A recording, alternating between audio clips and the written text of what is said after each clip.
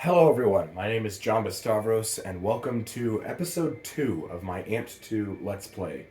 Last episode, we looked at the introductory level Millicent 1, which kind of introduced you to all of the game's basic mechanics in a very pressure free way, didn't really push you in anything too hard. It was a pretty easy and relatively fun slope. Now we're gonna go into the Breckenridge slope now, the next level of the game, and you can see already that I've changed up my appearance a little bit. I've managed to swap out some of the the border's hats. I put in new eyewear, changed my hair up to have cornrows instead of just no hair at all.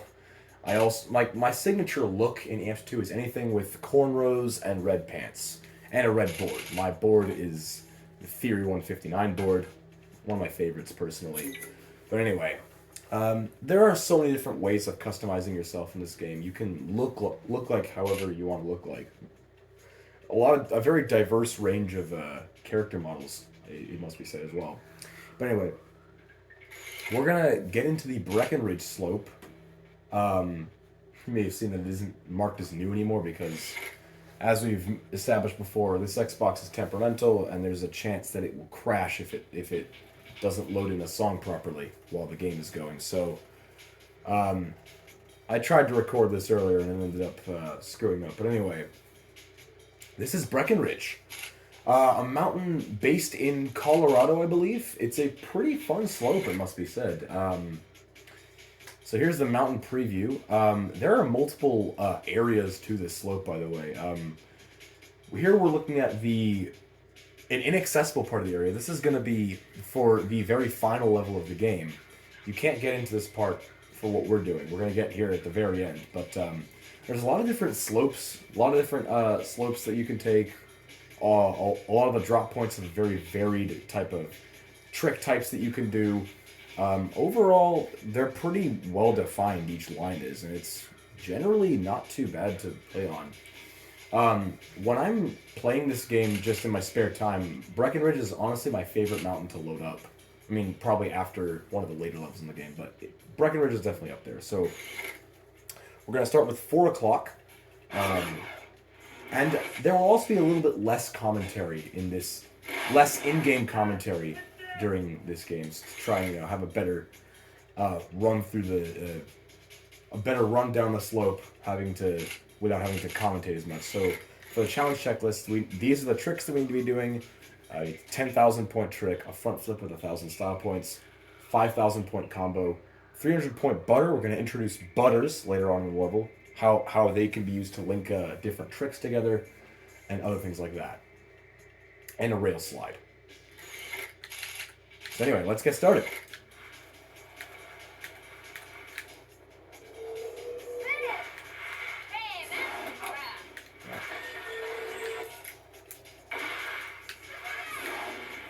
Already completed 3 out of 5 tricks there. Not too bad.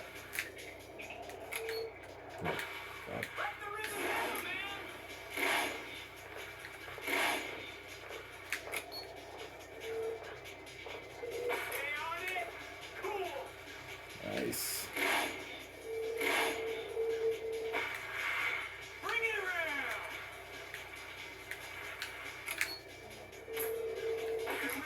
Oh god, that was a little bit sketchy, but here we go. This is a half pipe. This is something that we didn't really see much of in Millicent 1, but okay, it's kind of difficult to... The mechanics of doing tricks inside half pipes can be a little bit strange, but generally they're pretty fun to be on. Except for when they want you to do challenges in them. Then they can be pretty frustrating. Okay, that didn't work out. Tried to get something going there.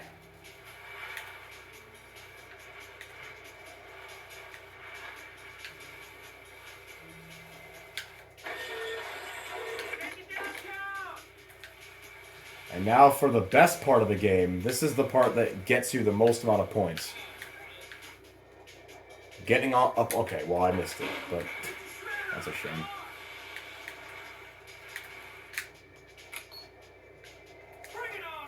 I'm never going to get a corkscrew 540, am I? Anyway, it's... Okay, well, at least I beat the high score overall, but I missed the media. So that was a pretty fun rundown. I ended up doing a few combos, other things like that. And then it was a little bit inconsistent for the most part because I tried to do some pretty big tricks and I ended up screwing it up a little bit. So now we earn 3 more skill points after beating all 3 of the high score. This is going to be very important. We're going to put these into the big air stat, and you'll see later on why this is important to have. Okay, well, and now we want to get to the Dukes.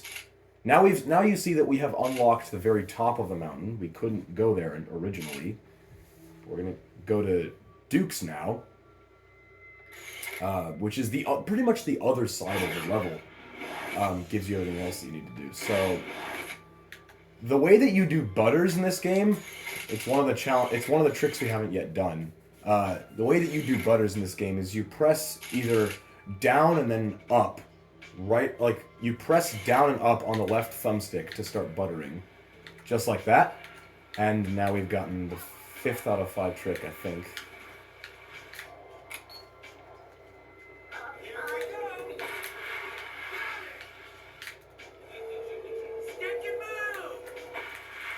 Alright, so the way that butters work, obviously, is you press either down or up and then down to do a tail butter. And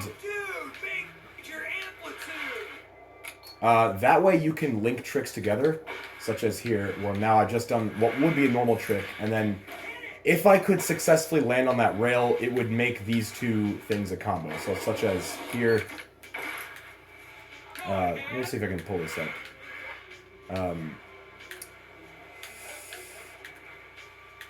And this is a quarter pipe you can kind of grind on the ledge at the top here. But it didn't end up going anywhere.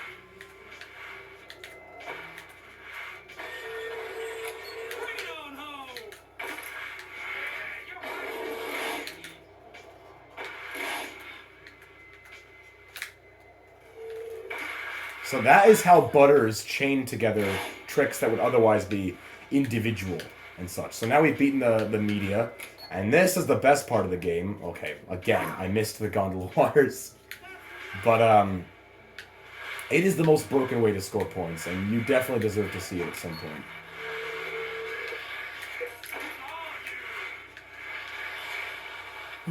So, overall, pretty easy level to ride down, and that's how butters work. It's a way to chain together tricks that would otherwise be single ones, and then I don't know if I'm going to get a 300-point butter. I'm not sure exactly what they want you to do. If they just want you to do a regular butter or whatever, but that's something I haven't yet gotten. So that's Dukes. It's honestly pretty different from 4 o'clock. Like, the run is a bit more shrouded in darkness as compared to 4 o'clock. And then we have Vista House from the very top, where there's a lot of different things that you need to be doing, such as gaps, which require certain stat points to be able to accomplish. Let's just get this snowman out of the way, just to give you guys some snowman entertainment. Okay, well, that's where that snowman is, but we're not going to have time to deal with him. So, that's, Oh, great. Please don't.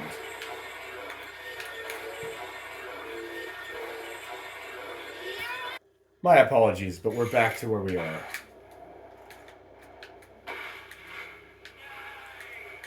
Okay, so this is the Vista House drop point, which I feel like is a little bit less obvious.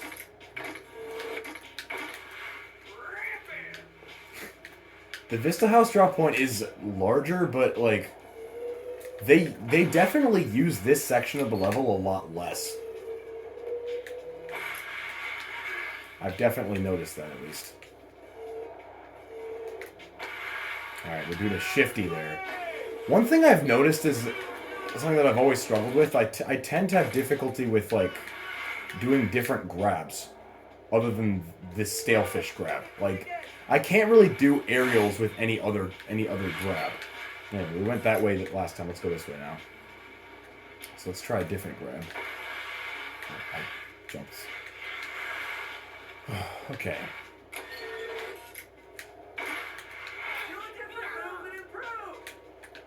The problem I have is that I can't rotate because I keep thinking about like whether or not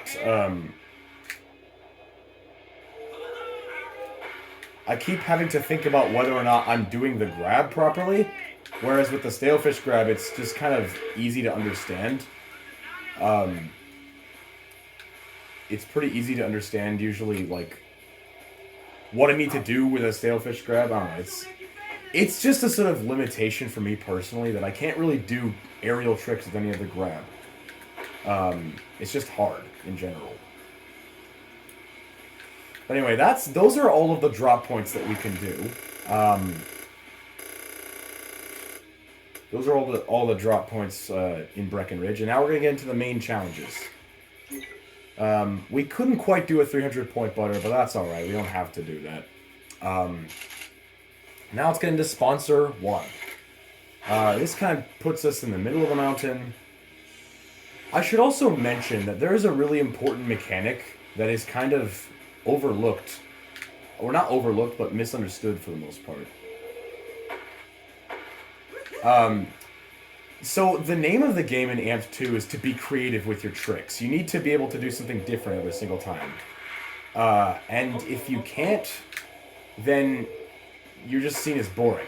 So the idea is like if you do the same trick over and over again multiple times, you get less points every single time you do it. And that's what's known as the score decay system.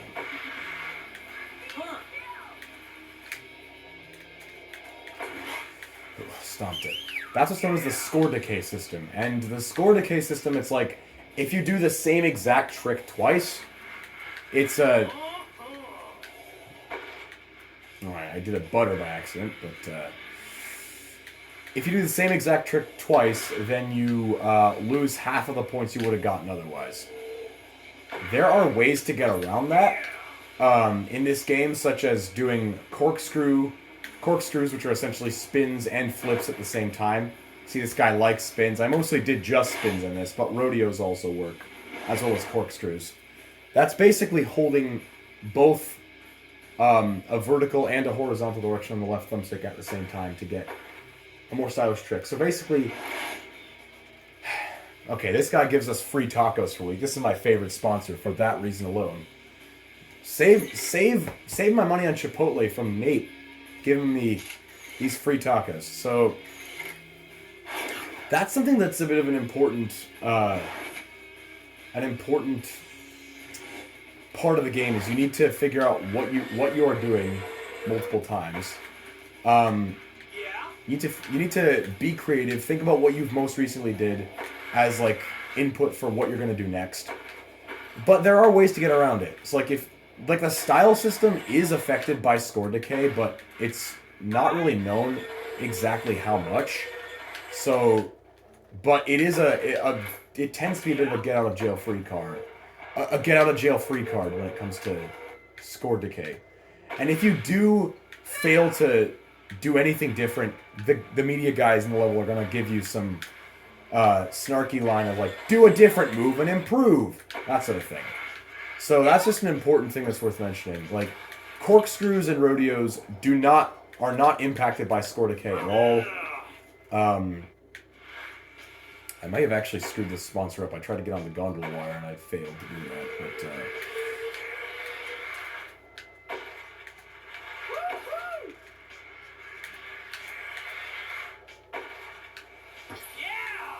okay. Well, we saved ourselves there by going onto the half pipe. Well, maybe we might.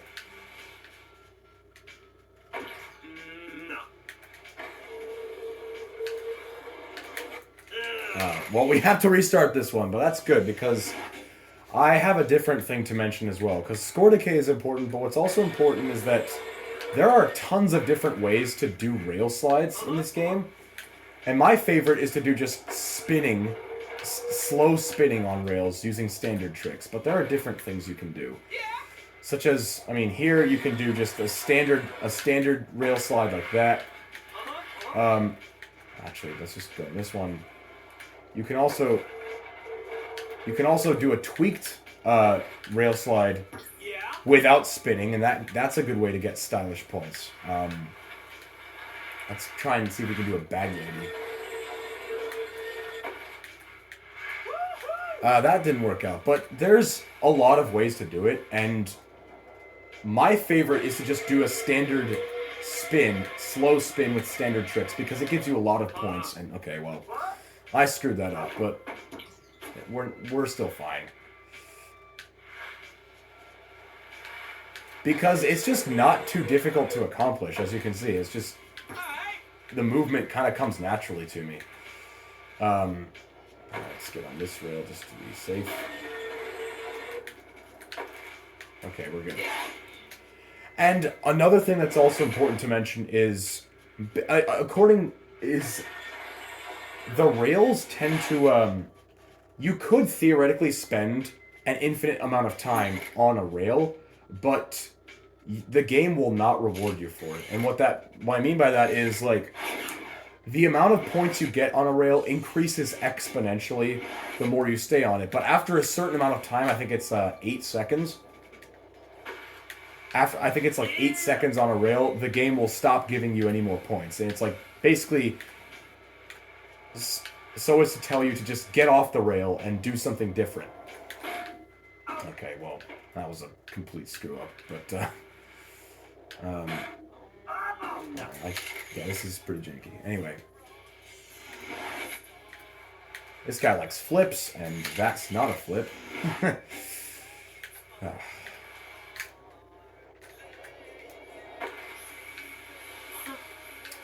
So now that we've gotten to the higher level sponsors, the guy is going to want you to do a bit more than just a basic flip. He wants you to do a little... So that was a pretty large one. That got us about 14,000. So basically, that system with the rails, like limiting how many points you can get, is done so as to like encourage you to do something else other than grinding on the rail for the entire level. And it also kind of plays into the score decay thing that I mentioned earlier. It's like, this is a rodeo, which is kind of difficult to pull off, honestly. But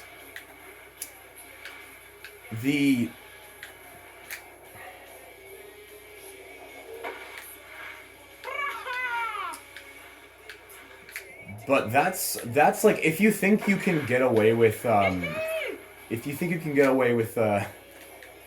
just spending the entire level on a gondola wire, you better think again, because you're gonna have to jump off eventually. But there are ways to figure out exactly when you've reached the ceiling if you have difficulty like looking at your score as it's going up. There are ways to figure out, such as if you're doing a stylish trick, it's gonna go up. The sound of style is gonna go higher in pitch, and then it'll like reach a ceiling. Oh my god. Well, we're back up to the top.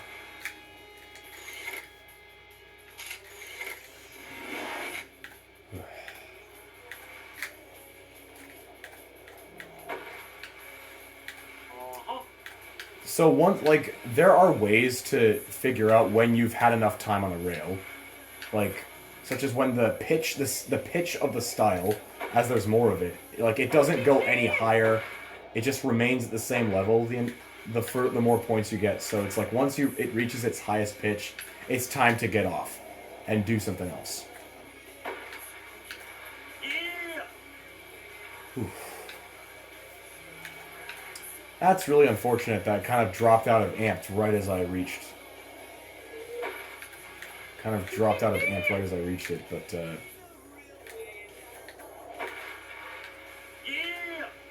was pretty good. Anyway. I thought I would land that. That's unfortunate.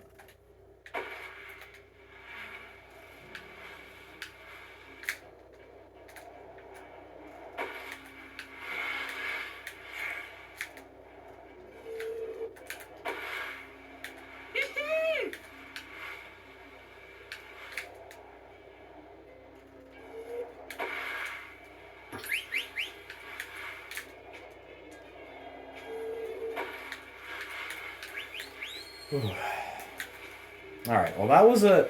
So all of these sponsors are relatively simple and easy to do, but I kind of screwed them up a little bit. But anyway, we got to the end of all of them, which is important. So, this guy gives us a 2-month pass to all Vale resorts, which is pretty nice, I'm going to argue. And now we get to the photo shoots. These ones are still relatively pretty simple, but they get a bit tougher as the game goes. This is our friend. We're just going to jump up onto this gondola wire and...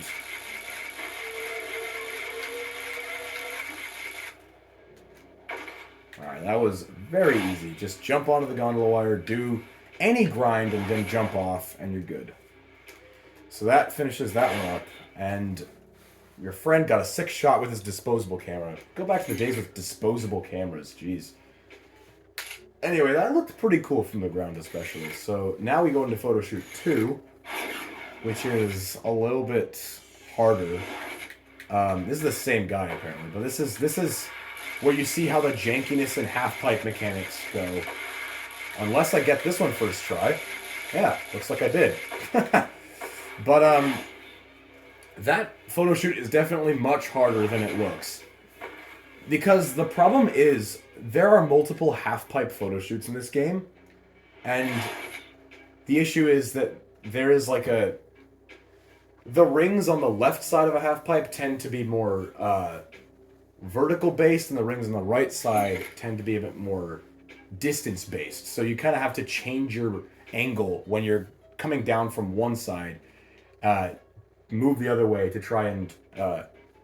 adjust yourself for the different angle that is required of the other side of the half pipe, and that's kind of an issue that I've noticed in some of the later photo shoots. They ask you to do it too many times, which makes it harder to do. So this is why we want our points in big air, by the way. So this requires a big jump onto this rail, and then we just... There's a lot of rail transfers. This is the first of... Okay, well, I end up crashing at the very end, which is really unfortunate, but, a lot of, several of the other people who've played this game fully, including Aesthetic 47, have struggled with this one, because they don't have, the stats just aren't right for it. But, as long as you have enough big air, this challenge ends up not being too hard. I ended up falling off the rail, but... You need to also have good balance, but that's pretty self-explanatory. I jumped instead of just letting myself go.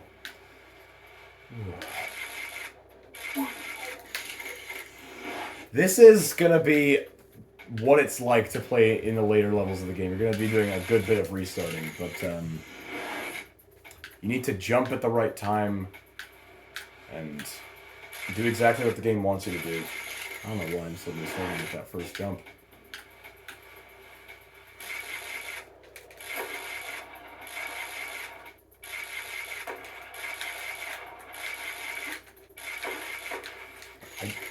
It's that rail that I'm struggling with. I could have first tried that one, and we would be cruising, but man.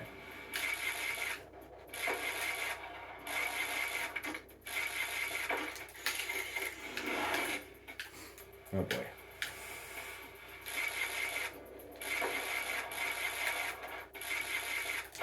That one, the balance didn't really bias to the other side, but the reason why you put your points in big air is because this first jump is pretty much impossible if you don't do that. But,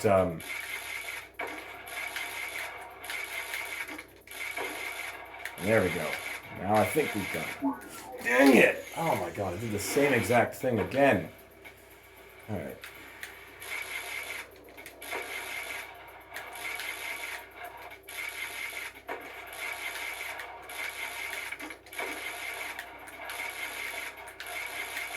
There we go.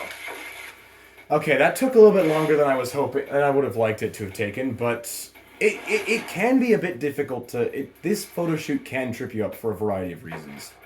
For some people, they put their stats in the wrong place, which means that that first jump is extremely difficult. And for people like me who have difficulty managing their balance, the later rail transfers at the end. Let's look at the replay just to kind of analyze it a little bit. For people like me, I feel like, who have difficulty managing their balance, this section is just much harder because you have to know what you need to do, whether or not you jump or whether or not you just let yourself go, and that's kind of a difficult thing to judge while you're doing the challenge. But yeah, that was the first real challenging photo shoot, I'd say, but it's not really that hard.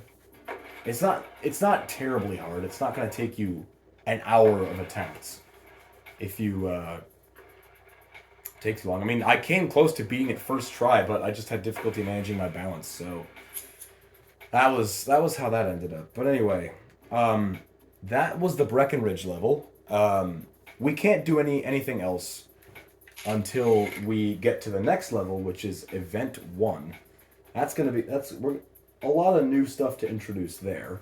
But that was Breckenridge, a pretty nice, not easy, but pretty aesthetically pleasing slope to go down on, and pretty varied paths. Like, there's 3 different lines you can take, and they're all pretty unique in their own right. I would say my favorite one would have been 4 o'clock, but yeah. That was the Breckenridge level. We don't come back to this level at any point, except for when we do the challenges we haven't unlocked yet, but there isn't a larger version of this level waiting for us further down the road, such as there was with Mount Millicent earlier on, but this is Breckenridge. Actually, we do come back to Breckenridge later. When we at the very end of the game with the final level that gets us to rank number 1, we will be coming back to Breckenridge, but you'll eventually see how we get why it is Breckenridge specifically. But yeah, we'll figure that out anyway. That was Breckenridge. Thank you guys for watching. Hope you enjoyed it. It was a little bit janky at times. The Xbox crashed at one point, which is why I had to pause briefly to get back to where we were. It has, again, Xbox has difficulty loading music in if you're in the middle of a level, so that was unfortunate, but hopefully that was fun to watch. Hopefully you enjoyed watching me go down the slopes. But anyway, enough stalling. Next time we'll be going to Event 1, and yeah. Hope you guys enjoyed. Leave a like, leave a comment, even subscribe if you want, and we'll see you guys next time.